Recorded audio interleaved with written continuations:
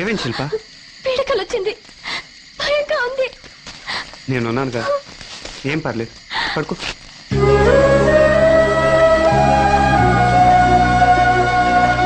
వంశీ, మనకిన్ని కష్టాలు ఎందుకు వస్తున్నాయి? ఇంకా ఎందుకు వాటి గురించి ఆలోచిస్తావు? తెల్లవారిపోతుంది, మీ ఇంటికి వెళ్ళిపోతుంది. మీ నాన్నకి నేను అప్పు చెప్తాను. డాడీ మన పెళ్లికి డేట్ ఫిక్స్ చేస్తారు, అంతేగా?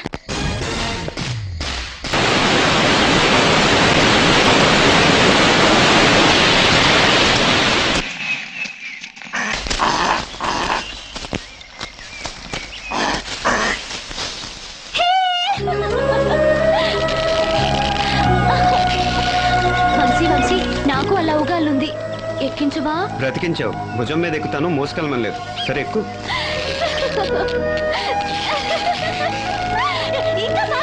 ఇంకానా? సరే. Hello, welcome. నువ్వు కూడా అంబారీ ఎక్కి ఊరేగుదు గాని రా. షో, అప్పుడే ఏం తొందర వచ్చిందిరా? మా పెళ్ళయ్యాక నీ అంబారినే బుక్ చేసి ఊరేగుతాం, సరేనా? దించమ్మా. అమ్మాయి అంబారీ మీద ఊరేగితే నువ్వు పాడి మీద ఊరేగాలరా. రేయ్, ఎత్తండి రా.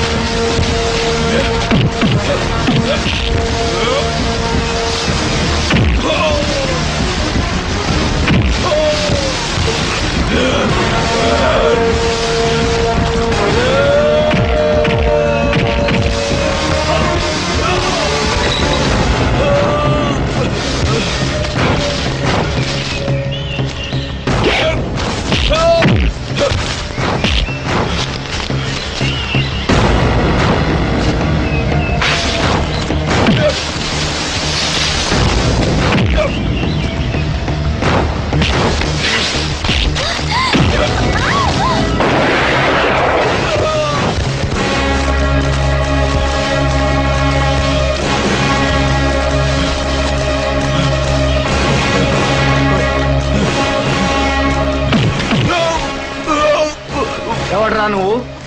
బతుకు మీద ఆశుంటే నిజం చెప్పు. అంకిరెడ్డి గారు నన్ను పంపారు. వాళ్ళ అమ్మాయి కనపడగానే ఈ కుర్రాన్ని చంపేమన్నారు. విన్నావుగా వాళ్ళ నాన్న క్యారెక్టర్? అది తెలియక ప్రాణాలకు తెగించి ప్రియురాల కోసం వచ్చావు.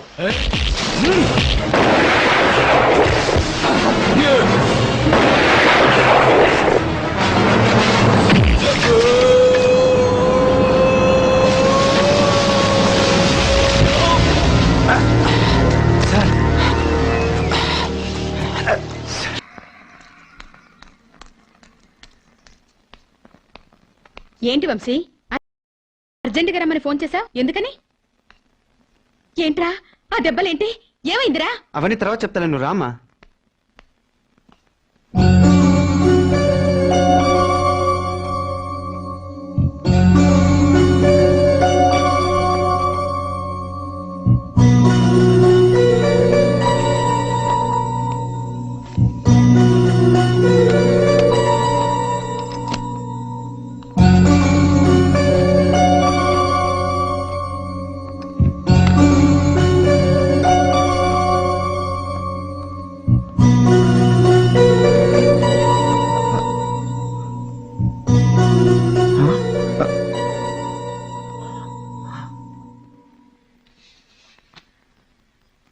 అవును, నా కొడుకే అన్నయ్య.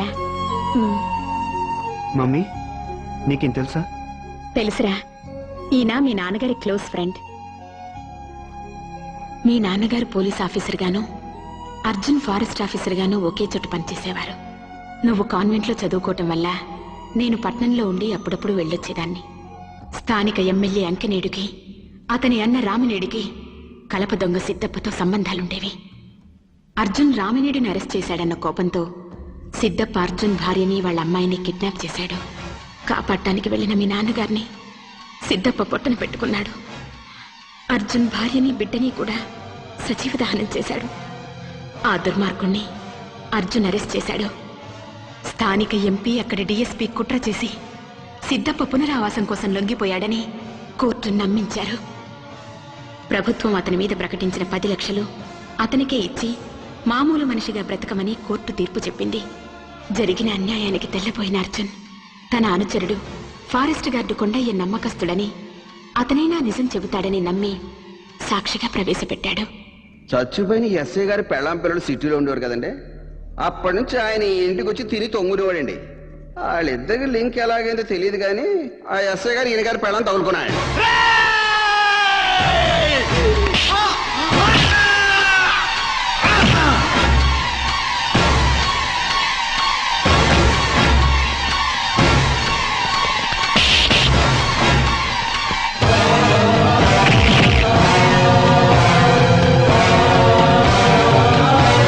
ఇప్పుడు మీ కళ్ళ ముందున్న నేను హంతకుణ్ణి. నాకు పునరావాసం కావాలి, ఇప్పిస్తారా? వేళ్ళ 4 తన్ని పారిపోయి అడవిలోకి వెళ్ళి నాకు నచ్చిన యూనిఫామ్ వేసుకుని ఆ డిఎస్పీని, ఎమ్మెల్యేని, ఎంపీని కాల్చి చంపి మీ ఇంటికి వచ్చి మీ కాళ్ళ దగ్గర తుపాకీ పెట్టి లొంగిపోతాను. నాకు శిక్ష లేకుండా చేస్తారా? పునరావాసం పేరుతో లొంగిపోయిన దొంగలను, రౌడీలను, బంతిపోట్లను చేరదీసి పెంచి పోషించి పెద్ద చేసి అసెంబ్లీలకు, పార్లమెంట్లకు పంపిస్తుంటే అప్పుడు చచ్చిపోయేది నా భార్య లాంటి ఆడవాళ్ళు కాదు సార్, భరత మాత చచ్చిపోతుంది. I want to kill this డకాయ్.